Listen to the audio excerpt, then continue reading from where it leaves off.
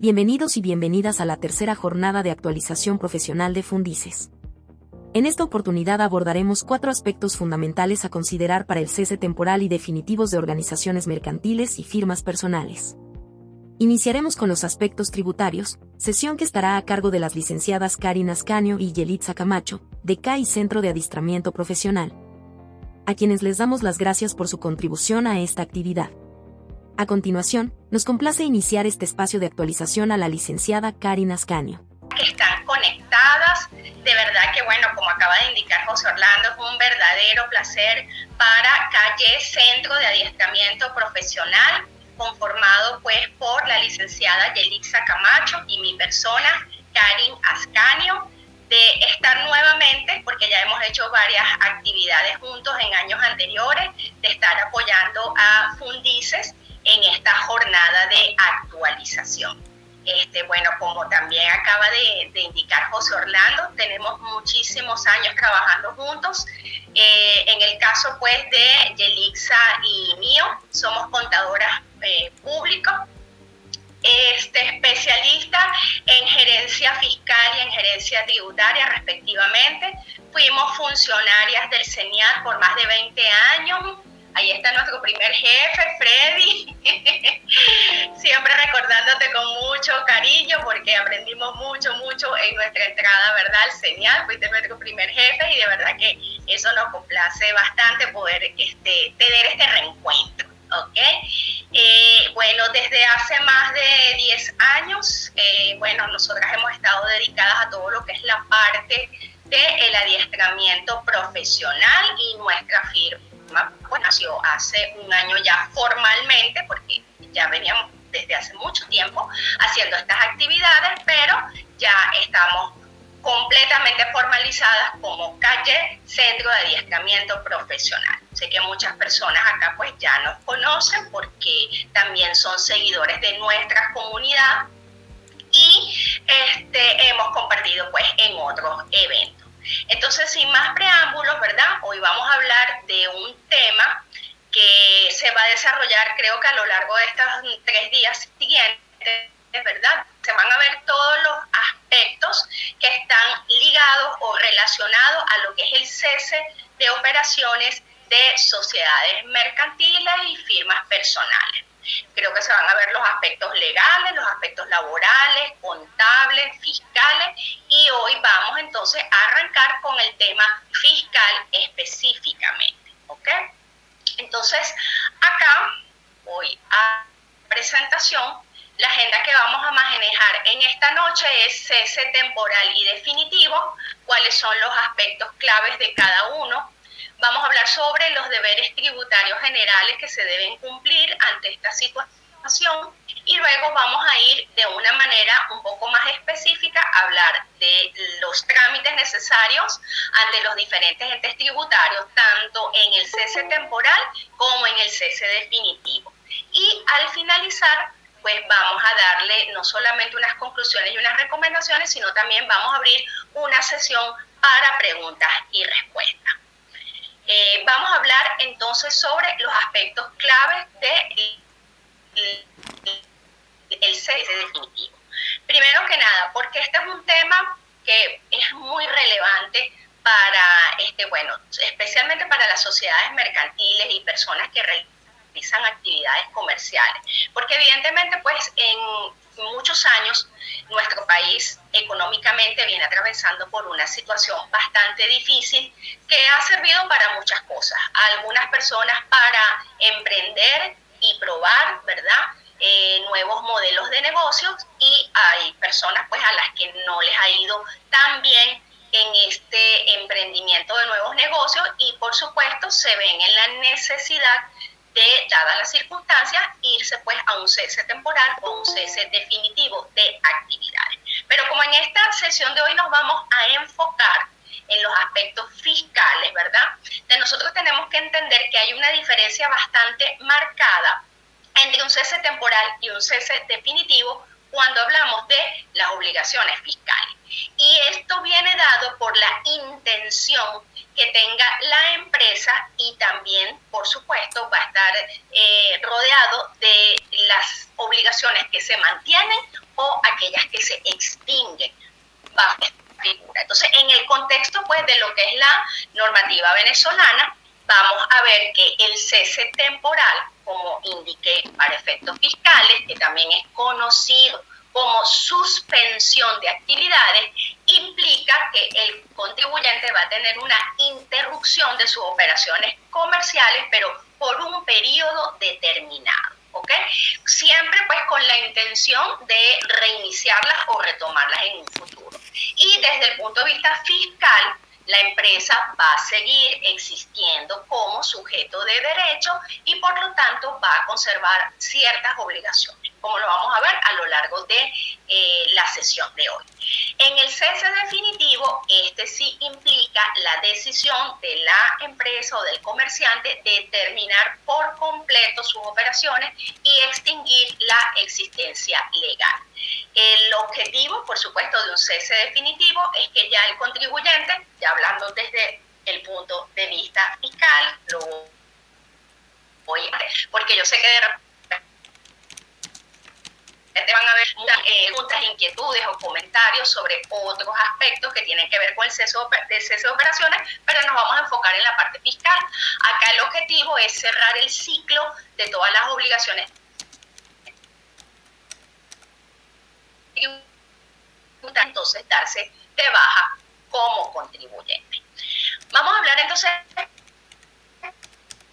específicamente de lo que es para realizar un cese temporal, y esto es algo como información general, antes de que una empresa, vamos a decir, tome la decisión de ir a un cese temporal, debe tomar algunas acciones también y debe preparar una documentación previa para realizar mismo. Lo primero que debe hacer es definir el alcance de ese cese y las fechas. Para este caso se tiene que establecer una fecha de inicio, o sea, hasta en qué fecha vamos efectivamente a hacer el cese temporal de las actividades, cuánto va a durar ese cese, si puede durar meses, si puede durar años, deberíamos tener una duración más o menos estimada, atendiendo a los factores que originen el cese y cuáles van a ser las áreas afectadas. Si va a ser la área operativa, el área comercial, la nómina, los proveedores o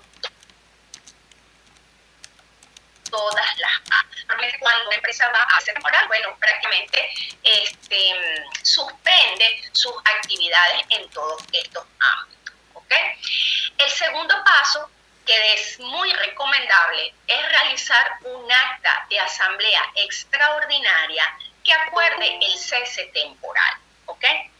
Si bien algunas administraciones tributarias, incluyendo al CENIAT, en el cese temporal no exigen el acta extraordinaria, nosotros no podemos perder de vista, y eso lo van a ver quizás en los aspectos legales, que para toda decisión pues, que afecte el funcionamiento, especialmente de una sociedad de tipo mercantil, ¿verdad? Porque tenemos nuestro Código de Comercio que regula todo lo atinente pues, a este tipo de sociedad, se debería de establecer o se debería realizar un acta extraordinaria que entonces deje constancia de los acuerdos a los que se va a llegar con ese cese temporal.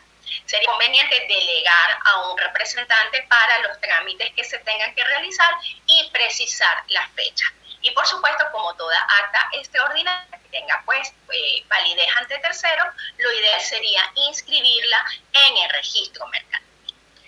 También se debe hacer un corte administrativo y contable. Igual se haga levantamiento de los inventarios, ¿verdad? Para saber qué le queda a la empresa el inventario, si es que queda algo, los arqueos de caja que correspondan, realizar el corte de ventas y de compras, es decir, hasta qué fecha aceptamos compra, hasta qué fecha realizamos venta, realizar las correspondientes condiciones bancarias para ver qué saldo va a quedar en los bancos, resguardar todos los soportes y también este corte administrativo y contable es el que nos va a definir qué obligaciones van a ir, entre comillas, vivas o pendientes, aunque no haya operación. Y también es importante revisar la parte de los contratos y operaciones con terceros. Porque, por ejemplo, si la empresa tiene contratos del software contable. Todo esto pues debe ser tomado en cuenta, notificados, rescindidos los contratos y notificados los terceros sobre la pausa y las condiciones de la misma, entonces para que todos estos terceros tengan, por supuesto, conocimiento de este cese o esta suspensión temporal de las actividades. Una vez que se ha hecho todo ese trabajo, que es un trabajo como preliminar, que ustedes lo van a ver con mucho más detalle en las siguientes sesiones de la jornada de actualización, vamos a entrar con los deberes tributarios. Y el primer deber que debe cumplir el contribuyente es informar a todas las administraciones tributarias, bien sean nacionales, municipales, parafiscales y cualquier otra a la que se le tenga que rendir cuentas, de ese cese temporal de actividades. Y esto, de acuerdo a lo que nos establece el Código Orgánico Tributario, debería realizarse en un plazo máximo de un mes de producido el cese de actividades. ¿Okay? Por eso es que es bien importante la fase anterior para saber efectivamente desde qué fecha quedan suspendidas las actividades del contribuyente. Estos deberes los vamos a encontrar en el artículo 35, numeral 4 del Código Orgánico Tributario, ¿verdad? Donde se nos indica con bastante claridad que el contribuyente debe informar la cesación, suspensión o paralización de la actividad económica que sea habitual para el mismo. Y también el artículo 155 del Código Orgánico Tributario nos establece que cualquier cambio que pueda alterar la responsabilidad tributaria al contribuyente debe ser también notificada a las administraciones tributarias y muy especialmente cuando se trate del inicio o término de actividades económicas. Ahora, una pregunta que siempre se nos hace cuando hablamos de este tema, y por eso la quisimos colocar de entrada, es sobre los sujetos pasivos especiales y el mantenimiento de su condición mientras hay un cese temporal. Entonces siempre la pregunta es, ¿puede tramitar la suspensión o anulación como sujeto pasivo especial un contribuyente que esté calificado como tal cuando está en cese temporal? Bueno, acá la respuesta es no, no puede. ¿Por qué? Porque el artículo 9 de la Providencia Administrativa 0005, que es la que establece pues los deberes de los sujetos pasivos especiales y establece también las condiciones para su calificación, dispone que en el caso de persona jurídica solo perderán la condición con la liquidación, y la liquidación ya corresponde a un cese definitivo, como lo vamos a ver seguidamente. ¿Okay?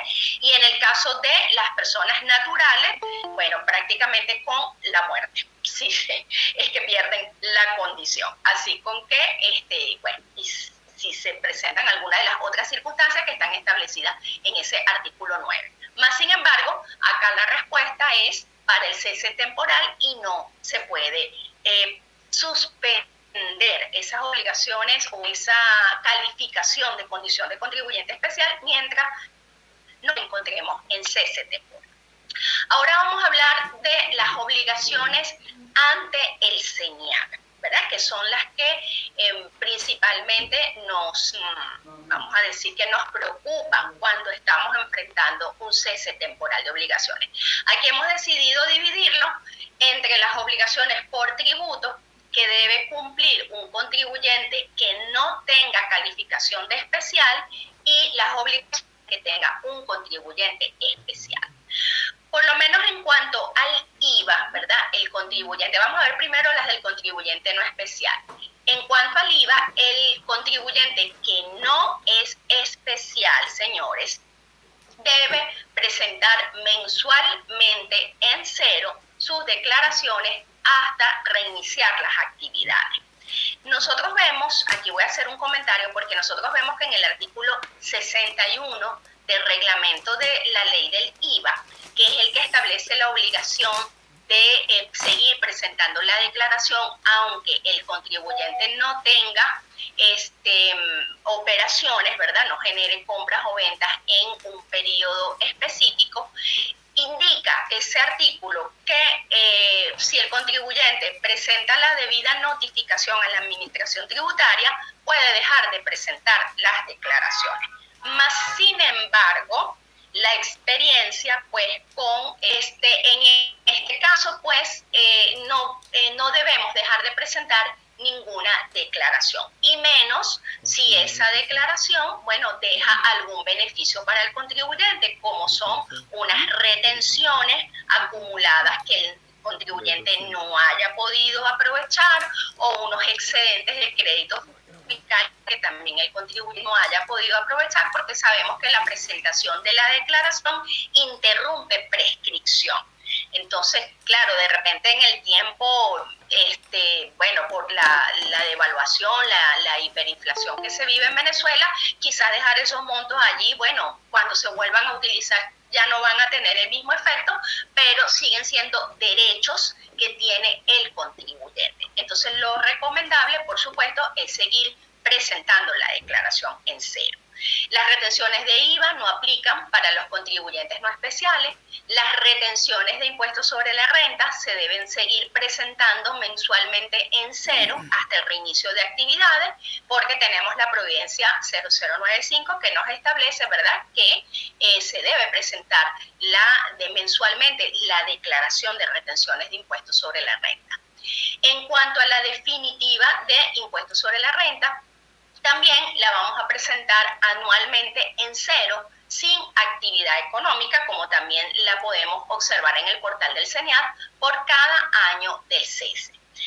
Con respecto a esto, bueno, nosotros tenemos que comentar que, aunque la ley de impuestos sobre la renta dispone que la obligación de presentar la declaración, especialmente para personas jurídicas, ¿verdad?, y asimilados a esta, subsiste es cuando hay ganancias o pérdidas.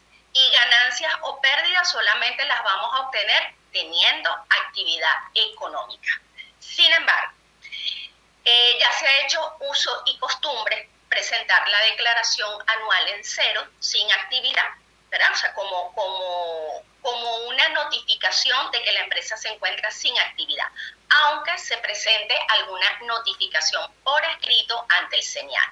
Y esto se debe también a que cuando vamos a realizar trámites ante otros entes, incluso financieros, o sea, instituciones financieras, las mismas alcaldías u otros entes gubernamentales, siempre se pide la declaración de impuestos sobre la renta, aunque ésta se encuentre en cero. Entonces, es preferible, por supuesto, tenerla como un aval adicional para notificar, pues, que la empresa o la sociedad se encuentra sin actividad. En el caso de anticipos de impuestos sobre la renta y declaración estimada, por lo menos en el caso de los contribuyentes que no están calificados como especiales, ¿verdad? Por supuesto, si la definitiva está en cero, si la presentamos en cero, no se va a generar estimada de impuestos sobre la renta. Sin embargo, puede ocurrir lo siguiente. Supongamos que en el año 2024 la persona jurídica o el contribuyente tuvo una declaración definitiva que generó un enriquecimiento neto superior a 1.500 unidades tributarias, que de acuerdo a lo que dispone la ley de impuestos sobre la renta, ese es el umbral para poder estar obligado a presentar la declaración estimada. Si el cese temporal de actividades decide realizarse en este ejercicio económico, supongamos que tenemos una empresa que cesó durante el mes de marzo, abril, sus declaraciones, ¿verdad? Sus actividades económicas, de todas maneras se encontraba en la obligación de presentar la declaración de impuestos sobre la renta, obligación si superaba el umbral. El IGTF y el IGP no aplican para los contribuyentes no especiales, y en el caso de la Ley de Protección de Pensiones, pues no existe obligación de declarar si no hay actividad económica ni pagos a trabajadores, que son los hechos imponibles de la Ley de Protección de Pensiones. Sin embargo, claro, hemos recomendado hasta el momento que las declaraciones se presenten en cero, pero todos sabemos que en el caso de la contribución o la declaración de la Ley de Protección de Pensiones, no permite, el portal del CENIAT no admite que se presente una declaración en cero y mucho menos sin actividad. Entonces, bueno, esto ha sido un gran dolor de cabeza para para muchos porque venimos acostumbrados a presentar declaraciones en cero, pero con este tributo no hay esa posibilidad. En el caso del contribuyente especial, básicamente va a estar obligado también a los mismos deberes, pero tenemos que tomar muy en cuenta que en el caso del contribuyente especial cambia la periodicidad de las obligaciones, porque por lo menos en el caso del IVA, si son personas jurídicas, esta se presenta de manera quincenal, también la vamos a hacer en cero hasta el reinicio de actividades, ¿verdad? En cuanto a las retenciones de IVA, también lo debemos hacer quincenalmente. Las retenciones de impuestos sobre la renta se realizarán de forma mensual. La declaración anual de impuestos sobre la renta la vamos a presentar sin actividad. Y con respecto a los anticipos, porque recordemos que los contribuyentes especiales se les sustituyó en el año 2018 la declaración estimada de impuestos sobre la renta por los anticipos de impuestos sobre la renta, que se generan de manera automática cuando se presenta la declaración de IVA sobre el monto de la venta, pues declarada en el IVA. Si la declaración de IVA se encuentra en cero, pues obviamente no se van a generar los anticipos de impuestos sobre la renta. En el caso del IGTF, vamos a presentar también quincenalmente en cero hasta el reinicio de actividades. Y con respecto al impuesto a los grandes patrimonios, aquí sí debemos realizar una acotación importante porque tenemos que recordar que este impuesto que se genera pues de forma anual, los 30 de septiembre de cada año, de acuerdo a lo que establece su ley de creación, este es un impuesto que recae sobre el patrimonio del contribuyente y no tiene nada que ver con que si la empresa está generando o no está generando operaciones, ganancias o pérdidas o lo que se derive pues de las actividades económicas. Entonces, si nosotros tenemos una empresa, una persona jurídica que es contribuyente especial y tiene patrimonio, se va a ver pues en la obligación, ya tenemos próxima esa declaración al mes que viene, ¿verdad? Debemos prepararle la declaración. Es importante acotar en este punto que, si mal no recuerdo, si mi memoria no me falla, creo que fue en el año 2022 que salió una sentencia del Tribunal Supremo de Justicia sobre un caso, específicamente una empresa que no tenía actividad económica, pero tenía patrimonio, pues, y la empresa no había presentado la declaración de impuesto a los grandes patrimonios. Y el TSJ, en este caso, pues, avaló la sanción impuesta por la Administración Tributaria, aunque el contribuyente estaba sin actividad económica y el patrimonio no superaba los 150 millones de unidades tributarias, que es el umbral necesario para que se dé el pago del impuesto a los grandes patrimonios, ¿okay? Entonces es bien importante porque como es una decisión del Tribunal Supremo de Justicia, pues el CENIAT la ha tomado para darle más sustento a las multas o sanciones por la no presentación de la declaración de impuesto a los grandes patrimonios si somos contribuyentes especiales. Entonces este es un punto que se debe tomar muy en consideración.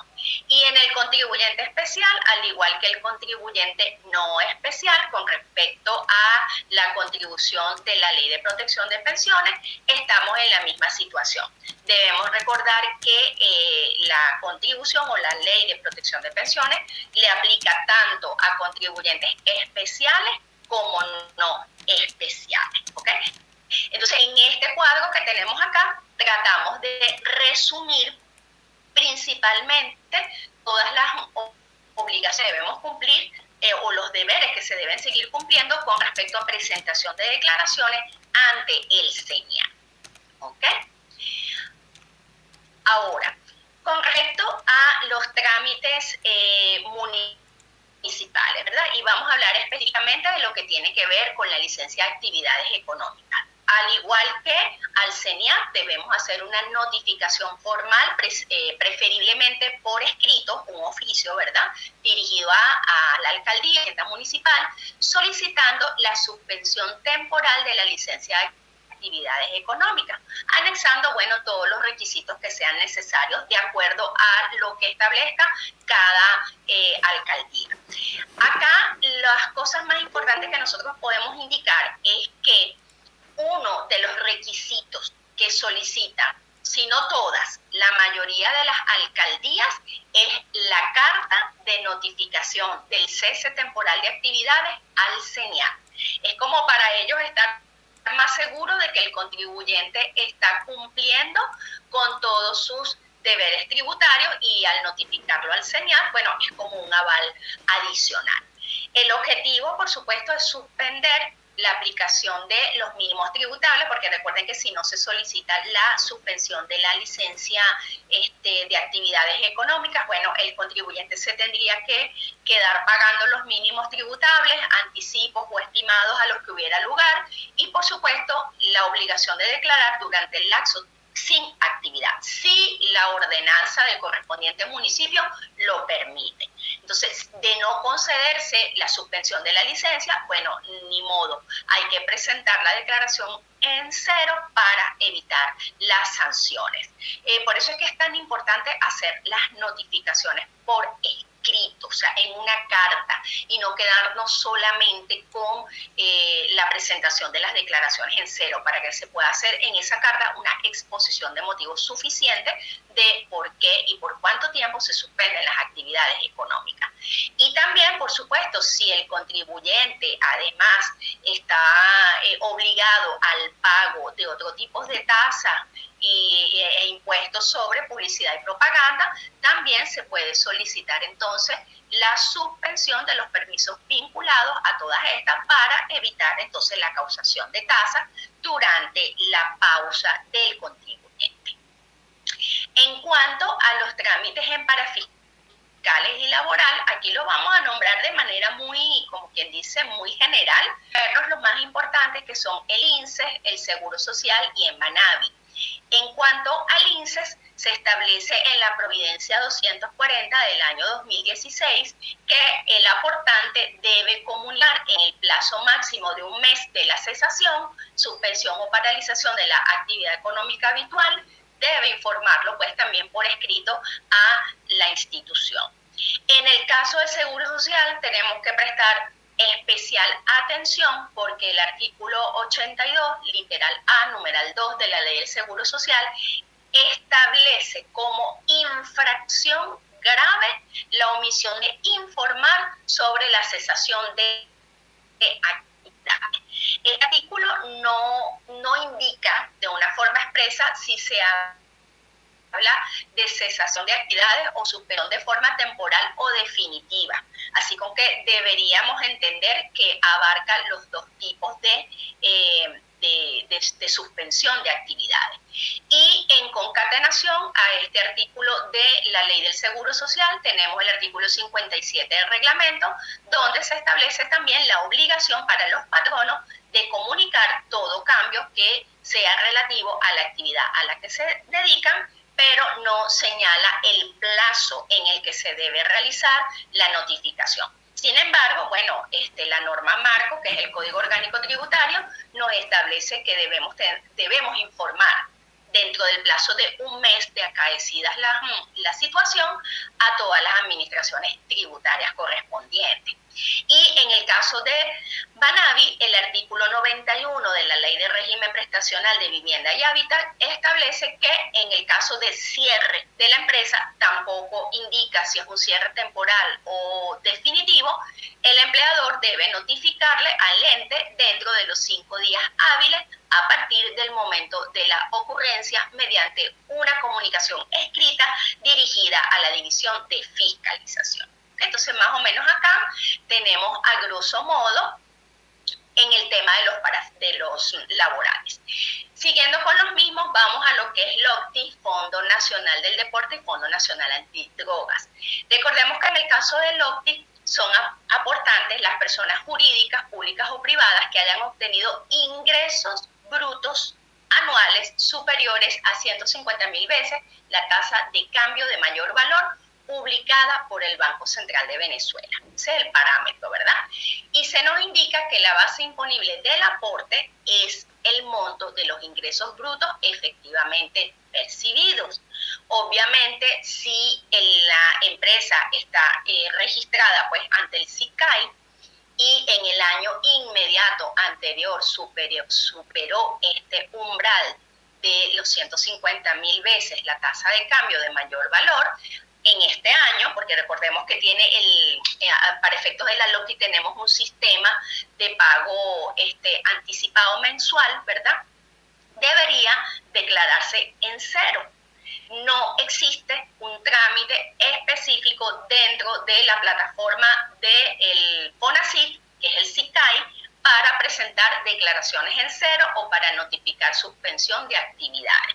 De tal manera que, bueno, deberíamos de preguntarle al organismo sobre el trámite específico, notificárselo por escrito y, bueno, que ellos mismos nos indiquen si persiste la obligación de declarar en cero. Nosotros consideramos que sí, por cumplimiento, pero es algo que se le puede consultar. Con respecto al Fondo Nacional del Deporte, son aportantes las entidades públicas y privadas que hayan obtenido una ganancia neta superior a 20.000 unidades tributarias en el ejercicio fiscal anterior. ¿Ok? O sea, es un aporte que también tiene un umbral y la base imponible es la ganancia neta. Siempre tenemos que tomar en cuenta que cuando este tipo de aportes o contribuciones se establecen con base a los resultados o ingresos del año inmediato anterior, tenemos que tomar muy en cuenta si se genera o no se genera obligación para el presente ejercicio. Porque si en el presente ejercicio es que estamos nosotros decidiendo hacer el cese temporal de las actividades, tenemos que ver si subsiste alguna obligación con relación a lo que se haya declarado en el año inmediato anterior. Eso es bien importante tomarlo en cuenta. Ok, aquí va el caso del Fondo Nacional del Deporte.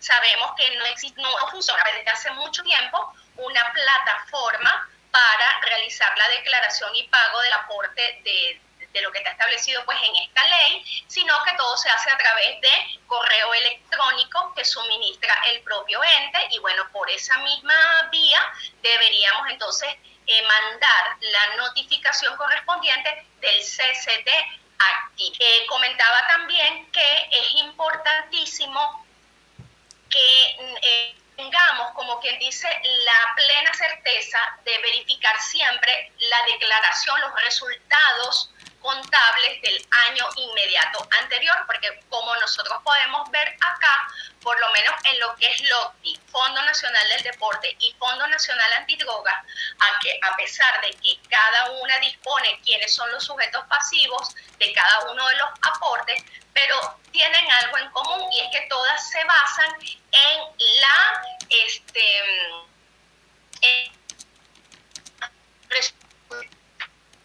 esos declarados en el año inmediato anterior, obtenidos en el año inmediato anterior. Entonces, nosotros decíamos que este año fue que se decidió, realmente tenemos que verificar si existe la obligación de cumplir pues con el pago de alguno de estos aportes, aunque estemos en cese temporal, ¿ok? Entonces, ese es un aspecto bien importante acá.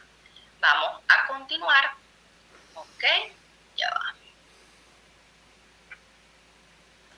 En cuanto a lo que es, esto lo vamos a nombrar muy por encimita, ¿verdad? Porque creo que van a ver la parte contable también, pero vamos a hacer alguna mención importante a lo que es la contabilidad, la facturación y el resguardo de la información. En cuanto a la facturación, recomendamos, ¿verdad?, que el contribuyente bloquee o haga el bloqueo de la emisión de facturas durante el cese. Esto es una situación que hemos observado en algunos casos, que ya el contribuyente ha notificado incluso por escrito a las administraciones tributarias de un cese temporal de actividades y de repente sale una factura por allí, emitida en una fecha posterior a la fecha de notificación del cese. Entonces hay que estar muy pendientes antes de hacer ese cese de tener como una fecha de corte para todo lo que sea la facturación. Hay que hacer custodia de todo lo que sea talonario, máquinas fiscales, claves de los portales o sistemas o plataformas de las administraciones tributarias, porque cuando se vaya, no solamente cuando se vaya a reiniciar las actividades hay que tener toda esa información, saber dónde está, tenerla a la mano, sino que también hay que verificar con cierta periodicidad, no vaya a ser que tengamos alguna notificación de alguno de estos entes en esas plataformas y bueno, lo podamos verificar allá. Y sería registrar en todo lo que se tiene, hacer un inventario pues, de todos los bienes que van a estar sujetos a resguardo, incluyendo, por supuesto, acá todo lo que son los libros y soportes, tanto libros legales, contables, fiscales, ¿verdad? Los cuales deben estar al día a la fecha del corte del cese, custodiarlo en un sitio seguro donde no se vayan a perder, donde no se vayan a dañar, ¿verdad? Y hay que designar responsables. Eso es bien importante, porque una vez que se reinicien las actividades económicas, todo esto tiene que estar a la mano y tiene que estar bien realizado. Y en cuanto a los bancos, ¿verdad? Se recomienda también congelar débitos automáticos de impuestos, de nómina o proveedores y mantener de repente una cuenta mínima, o sea, con un mínimo saldo que sea nada más para cubrir los tributos que queden pendientes y las obligaciones que queden pendientes, porque por lo menos podemos tener el caso de una empresa que cierra temporalmente todo lo que es operaciones comerciales, pero de repente dejan al contador, ¿verdad? Realizando las declaraciones y dejan un vigilante haciendo custodia de todos los bienes de la empresa. Entonces, esos son costos que van a tener que cubrir los accionistas mientras la empresa esté en cese o con los fondos que se dejen disponibles para ello. ¿Ok? Ajá.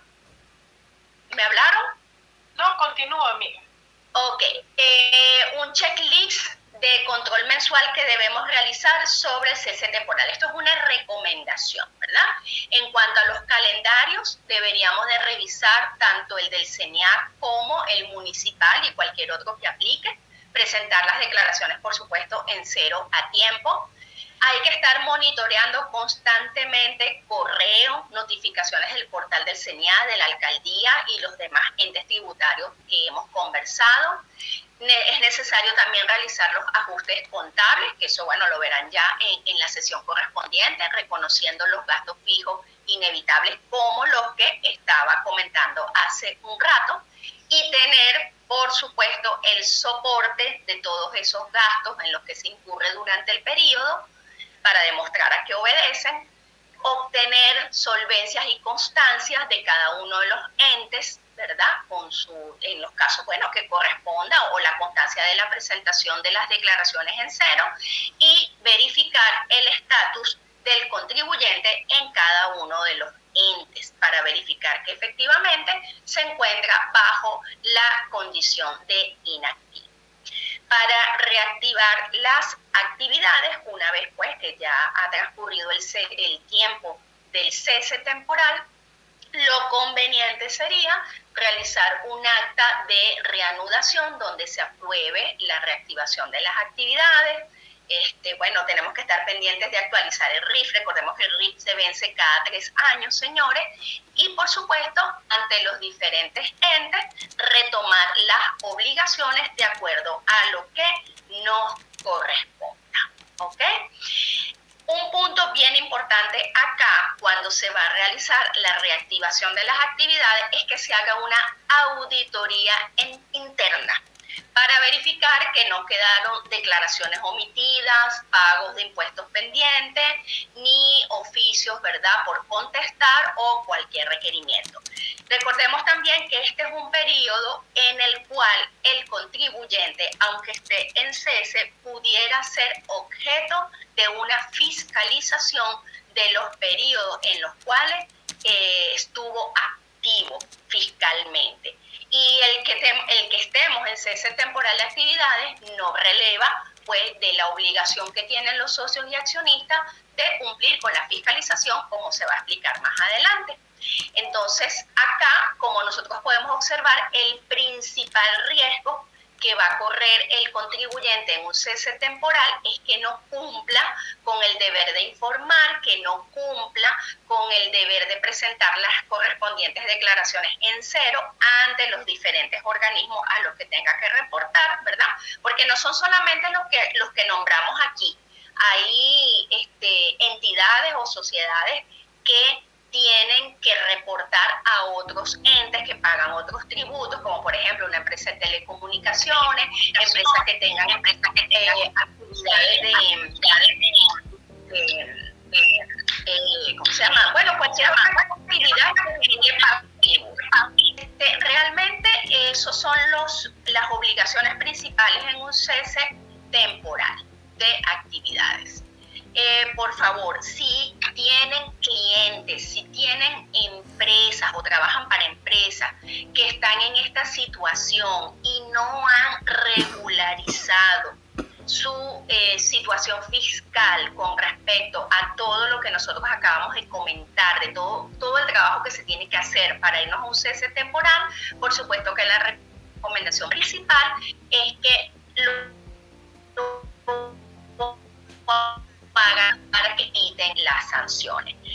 Muchas veces, de hecho aquí lo tenemos como la recomendación número 2, donde los contribuyentes no quieren pues de repente tener el gasto de contador o de administrador por el tema de que lo consideran innecesario, pues porque van a estar paralizadas o suspendidas las actividades por un tiempo, y resulta ser que dejar de declarar nos va a implicar un costo superior, o de cumplir con las notificaciones va a ser un costo superior a lo que pueda de repente implicar los honorarios profesionales de un contador o de un administrador que se encargue de todas estas obligaciones durante todo este tiempo. Y eso es lo que nosotros tenemos que hacerle ver a los clientes y hacerle ver a las empresas para las que nosotros trabajemos, ¿ok? Entonces, como un mensaje acá de cierre para darle paso a Yelixa con la segunda parte, es un mensaje: parar no es fallar, es proteger el negocio y volver con más claridad. De eso se trata. Entonces, vamos a seguir con Yelixa en las obligaciones tributarias en el cese definitivo. Muchas gracias.